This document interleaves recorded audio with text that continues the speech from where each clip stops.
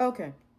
To the person that came on my homegirl's platform for a second time and tried to disrespect me for a second time, let me say this to you. I wish you nothing but the best. I really do. I hope you take the conversation that you and I had, and I hope you learn from it. I certainly did. At the end of the day, I used to be you. I used to be somebody that used to think that I was always right. And I got that from my father, because my father's the same way. He always thinks he's right. And my dad is just now getting to the point where he's learning that is not always the case. But anyway, long story short, somebody taught me the same thing that I'm about to teach you. I get that you don't have the same beliefs that I do, and you don't think like me, but not once did you try to get any type of understanding of me. You came on certain people's platform the first time, asked me a question, and because you didn't like the way I started it off, you cut me off within a couple seconds. If you were really about understanding, you would have let me finish. And like I told you, there's no time limit when it comes to a conversation. You can't cut somebody off, but yet you still want to have the answers. It doesn't work like that. Number two, you're not always right. Conversations, when it comes to the heart or when it comes to feelings, are not about being right. It's about understanding. And that is something you don't have the capability to do. Because if you're talking about helping patients and you trying to help people and you want people to keep their crown, people like you are the problem. Because when you and I were on that platform talking about tilting a woman's crown, is that not what you did to me? Not once, not twice, 3 times. You disrespected me, but you claim you about helping women to empower women. How are you going to empower women? You just tried to destroy me. That's a walking contradiction. So no, you're not about trying to uplift women. But yet I tried to uplift you. Despite how you disrespected me. That conversation was not to argue with you. That conversation was for you to listen. That conversation was for you to be a better person than the way you treated me.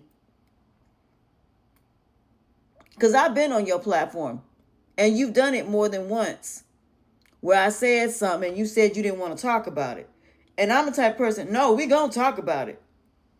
Because my whole thing is, how are you supposed to understand me when you don't want to have uncomfortable conversations because it's too much for you to handle? Well, then don't have the conversations then.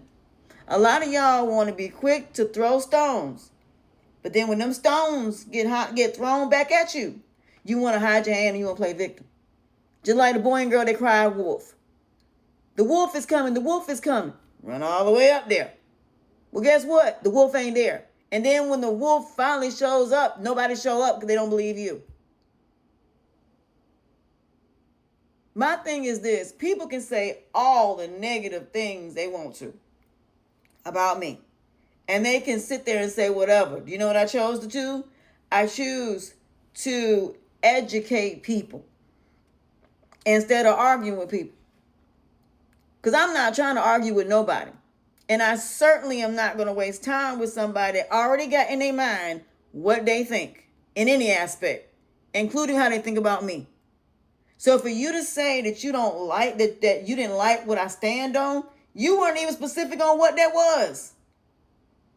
And then the crazy part about it was you made it seem like the other person in that chat room was wrong when it came to what they said, even though I said there is a photo of them together.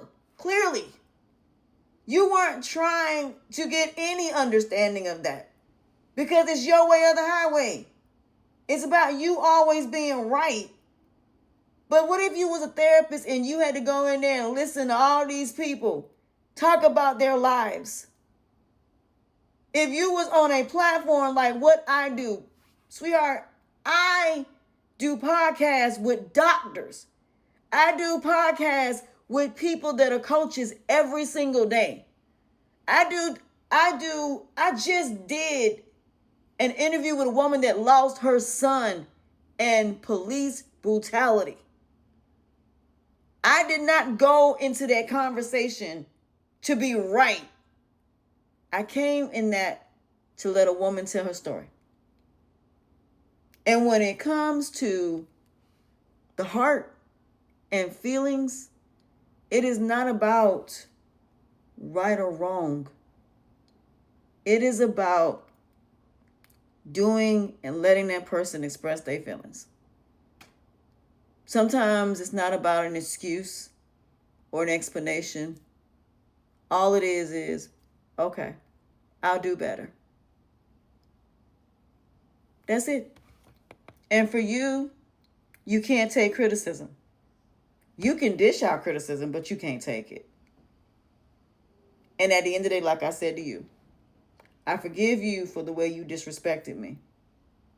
I forgive you for the fact of how you tried to maliciously try to embarrass me on somebody else's platform. And I stand on that. But I still want nothing to do with you. Because at the end of the day, you are not a person that's about understanding. You are a person about being right. And that is something I don't ever want to be. And I thank God I changed. Because being right is not always a good thing. The only time that I want to be right is when I'm falsely accused of something that I did not do. Other than that, I'm all about learning from people, whether it's negatively or positively. I am someone that, as a coach, I am not going into it about being right or my point of view.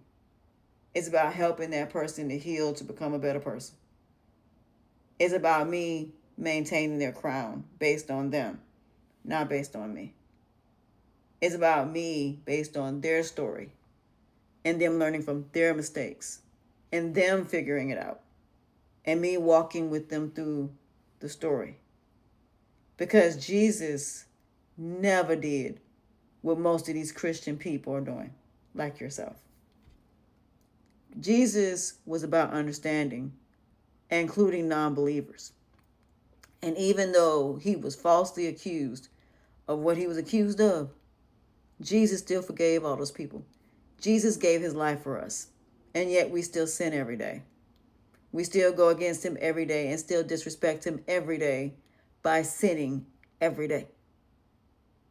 So at the end of the day, even though I'm not Christian per se, I'm a godly woman. So yes, I look at things differently than you do. But instead of you trying to get some type of understanding to understand my thought process, you just want it to be right. So like I said, and like I told you, do not speak on my name. Do not mention me. All I wanted you to do last night is take what I said and learn from it, not argue it. But instead of you trying to be understanding, you contradicted your whole entire message of trying to uphold a woman's crown because you tried to downplay mine. My crown that I worked hard for. My throne that I worked hard for. A baby boy that is now a king that I raised as a single mother. So you just downplayed and tried to break not only my self-esteem, but my self-worth. And that is something I will never allow you to do. And like I told you to your face, my peace and my tranquility is non-negotiable. That's why I cannot be around you. Because you would bring me out of character. And I had to call the person who's live I was on last night and cried. She had to literally calm me down. Because you represented the devil that night. You represented the devil that day. Trying to make me come out of character. Trying to make me cuss you out. Trying to make me go against everything that God worked on me on. When it came to my recovery and my healing, I am not going to let you do that. I have worked too hard to recover from everything that I've been through when it comes to people. Especially condescending people. And I'm not going to let you stop the work that God did on me for my recovery. So you know what? I forgive you. And I really wish you the best. And I really hope that you learn from it. But you are not messing up my recovery. I worked too hard for it. So I'm staying away from you. With that being said,